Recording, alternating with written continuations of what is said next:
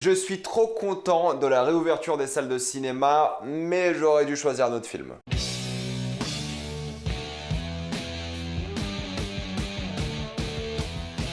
Le dernier voyage. Comme d'habitude, jusqu'à la minute indiquée dans le titre de la vidéo, il n'y aura pas de spoiler, parce que vous êtes tranquille, après on va tout spoiler. Dans un futur proche, une planète rouge s'approche dangereusement de la Terre. C'est pour cela qu'on a choisi un astronaute extrêmement doué pour aller la détruire. Malheureusement, cet astronaute a disparu et on est à sa recherche afin de sauver l'humanité. J'ai vu plein de commentaires sur les réseaux sociaux disant « Il faut aller soutenir le cinéma de science-fiction français ». Oui, bien sûr. Si c'est bien. Tous les films, faut les soutenir.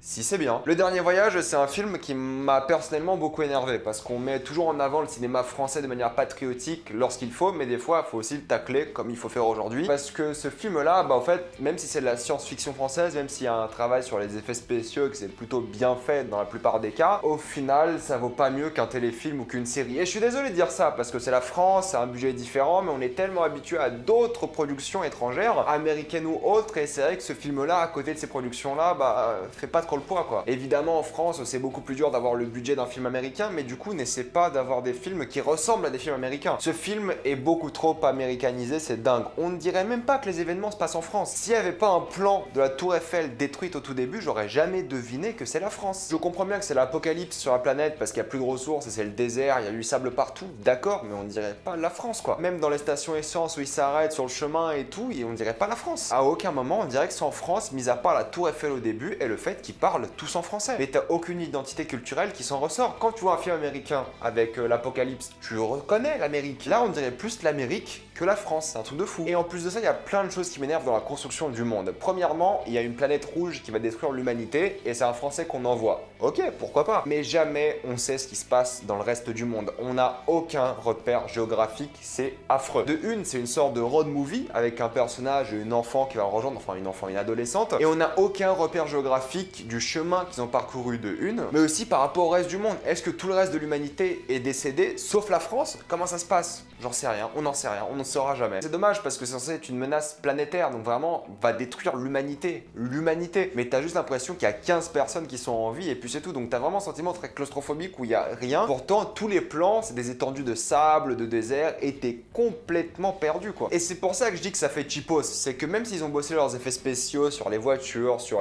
certains costumes, les robots, d'accord, ça fait cheapos parce qu'il n'y a pas beaucoup de figurants, t'as pas cette ampleur planétaire, t'as vraiment pas ce sentiment épique, souffle épique qu'aurait dû avoir le film. T'as une planète géante qui a détruit la Terre, il faut une sorte de souffle épique. Même si tu fais un film un peu intimiste, à la limite, il faut quand même donner une ampleur, une échelle que tu n'as pas du tout ici. Et vu que c'est un road trip, t'es censé avancer, avoir des paysages différents, avoir des endroits différents, t'as pas du tout cette impression-là. T'as l'impression qu'ils sont sur la même autoroute durant tout le film et ça c'est extrêmement pénible. Je veux bien que la planète soit asséchée, qu'elle soit détruite, mais donne-nous une variété des environnements, je sais pas, des ruines, des choses comme ça. Là, on n'a pas du tout ça. Au début, t'as une sorte de mur, si tu te dis, mais putain, ça a l'air beaucoup plus intéressant ce qui se passe derrière le mur que de ce côté-là. Montre-moi un extrait, même aux infos, un truc, je sais pas, donne-moi quelque chose qui me montre qu'il y a plus que cette vieille autoroute et du sable dans ce monde. Et il y a aucune connexion entre les éléments. Des fois, tu passes de scène en scène, tu dis, comment est-ce qu'on est arrivé là? Il y a le personnage de Jean Reno qui représente une sorte de mec ultra riche, ultra puissant, scientifique, etc., etc. Tu sais pas où il est, je vous jure, tu sais pas où il est. Et à un moment, t'as un personnage qui va le voir et tu sais pas comment il a fait. Parce que tout ce que t'as vu dans ce film, c'est une autoroute. Donc ça m'énerve beaucoup. On n'a vraiment aucune cohérence dans le monde. On est perdu tout le temps. C'est vraiment gênant d'après moi. T'as pas le souffle épique, ce qui est problématique parce qu'à la fin,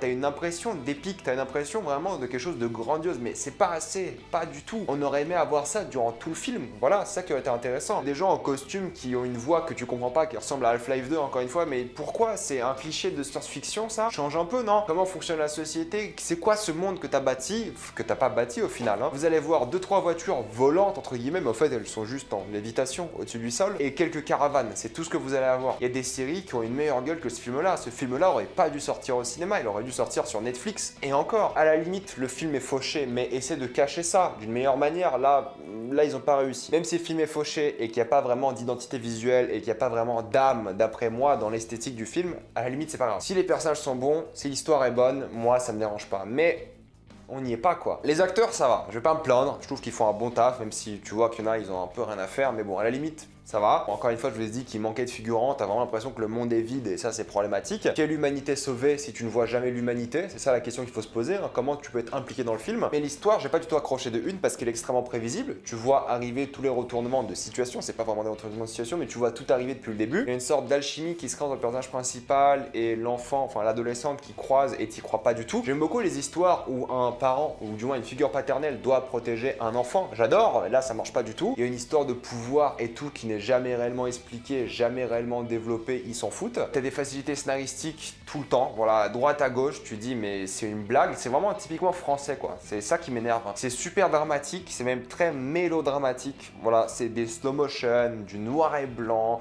de la musique, il y a plein de scènes en musique, que ce soit de la musique pop, voilà, qu'on connaît, qui est reconnaissable, il y en a plein, il y en a 5-6 je crois, où t'as juste un personnage qui fait des choses en musique, ou en slow motion, ou avec les violons, voilà, c'est tragique, c'est dramatique, il y a les violons à fond, on y va. Ce film a zéro subtilité, et c'est dommage, hein, parce que j'aurais aimé un film subtil, mais le problème c'est que c'est le rythme. Le film ne sait pas ce qu'il est. Du coup, c'est pas un film de science-fiction d'action. Il n'y a pas d'action, il n'y en a pas. Il y a une scène d'action à la limite qui est pas trop mal, mais bon, c'est une scène de série quoi. C'est pas digne d'un film d'après moi. Et chaque péripétie est résolue extrêmement facilement. Il n'y a pas le temps d'avoir vraiment des enjeux. Il n'y a pas le temps d'être stressé, d'avoir de la tension dramatique, jamais. Et tout est gâché par le fait que c'est extrêmement prévisible. Honnêtement, je le vis très très mal parce que même le méchant du film, tu sais pas pourquoi il est méchant, tu connais pas ses motivations, tu comprends rien au film en fait, tu sais pas ce qu'ils ont foutu. Ce qu'ils auraient dû faire pour vraiment améliorer ce film, c'est donner plus d'ampleur au monde, vraiment nous montrer l'humanité qu'il fallait sauver. Là, on l'a pas du tout. Tous les gens que tu croises, on dirait un peu des ploucs et des gens qui ont déjà abandonné. Donc pourquoi sauver ces gens-là? Ensuite, un peu plus de géographie, comprendre un peu le road trip. C'est un road trip, donc montre-nous que tu as voyagé, montre-nous des vestiges du passé, quelque chose pour nous montrer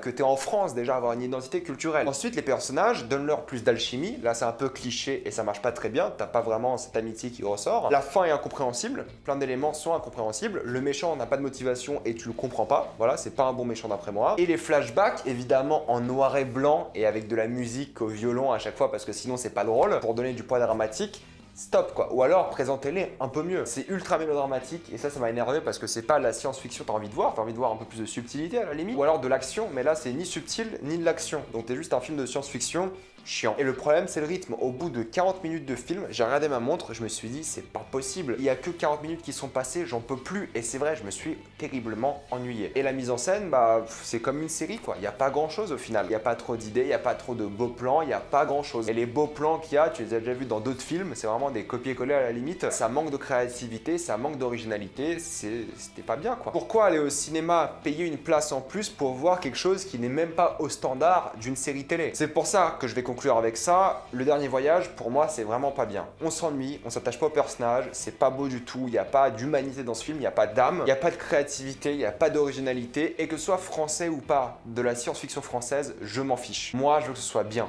Peu importe la science-fiction, la France, pas la France, je m'en fiche. Moi, je veux juste voir des bons films et là, c'est pas le cas. Et malheureusement, je ne peux pas vous conseiller Le Dernier Voyage. Peut-être certains d'entre vous vont trouver ça sympa sans plus, mais allez adorer ce film, ça va être difficile. Et moi, je ne vous le recommande pas. Pour moi, c'est clairement un mauvais film. À la limite, passable, mais vraiment passable de chez passable. Avant de rapidement passer en spoiler, pensez à vous abonner à la chaîne pour plus de vidéos, mettez un j'aime et partagez cette vidéo, ça aide beaucoup la chaîne. Si vous voulez soutenir la chaîne, rejoignez-la sur YouTube en devenant membre soutien. Suivez-moi sur Instagram, Twitter et TikTok pour plus de critiques et on spoil.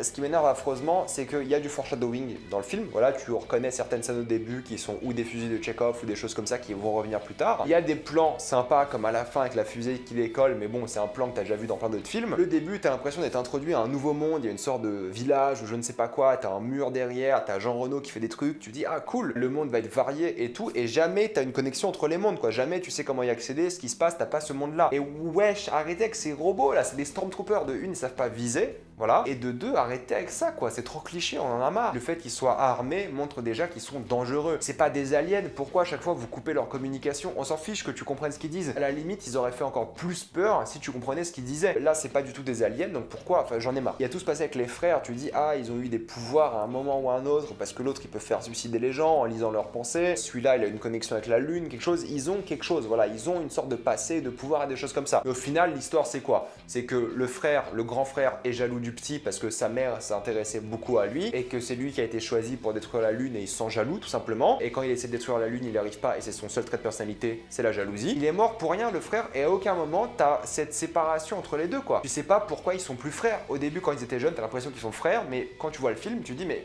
pourquoi vous êtes plus frères? Qu'est-ce qui s'est passé entre vous? Et t'as jamais cette réponse. Et pareil pour Jean Reno, on lui donne une sorte de motivation, tout ça, mais c'est facile quoi. Mais j'ai beaucoup aimé la scène où il sort avec la fille en mode prise d'otage en pensant que les soldats ultimes Stormtroopers allaient avoir quelque chose à faire de la fille. C'est clair qu'ils en ont rien à faire, mec, réfléchis. J'y ai pas cru une seule seconde, honnêtement, pour moi c'est du gâchis. C'est vraiment pas bien quoi, c'est vraiment pas bien, j'ai rien à dire. Il y a rien à dire sur cette histoire, elle est vue et revue. T'aimes pas les personnages, tu comprends rien, t'as pas les clés du mystère, t'as rien, on te donne rien. C'est un film fait à la va-vite qui durait 1h27 et pour moi c'était beaucoup trop. Je vais m'arrêter là, mettez-moi dans les commentaires ce que vous avez pensé de ce film, l'avez-vous adoré ou détesté, tout ça dans les commentaires. Comme d'habitude, pensez à vous abonner à la chaîne pour plus de vidéos, mettez un j'aime et partagez cette vidéo, ça aide beaucoup la chaîne. Si vous voulez soutenir la chaîne, pensez à la rejoindre sur YouTube en devenant membre soutien. Suivez-moi sur Instagram, Twitter et TikTok pour plus de vidéos et moi je vous dis à la prochaine fois. Salut à tous.